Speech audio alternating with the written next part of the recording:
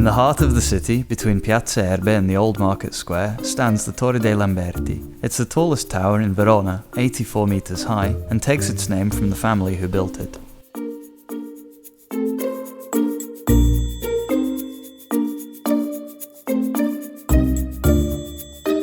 As with the other monuments of Verona, the building of the tower took place over several stages.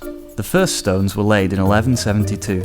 Then, in 1400, major restoration work was undertaken, and the tower was finally completed in 1779 with the addition of the large clock.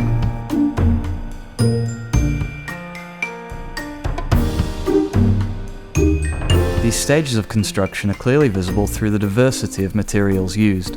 The first part is built in courses of tuff and bricks. In the upper part, the walls are made of bricks, and the skylight on the top is in white marble. You can visit the inside by entering the office of the Palazzo della Ragione under Costa Arch, which separates Piazza Erbe from Piazza dei Signori.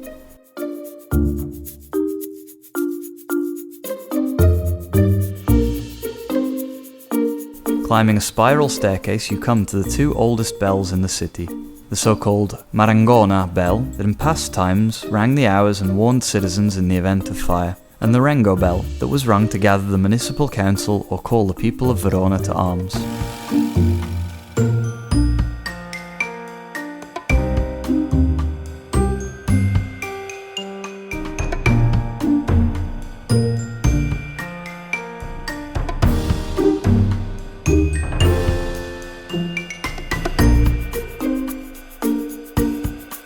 The Lamberti Tower, as well as being one of the most interesting monuments in Verona, is worth a visit because it offers a privileged viewpoint from which the historical centre with its monuments and steeples and even the mountains and Lake Garda on the horizon can be admired.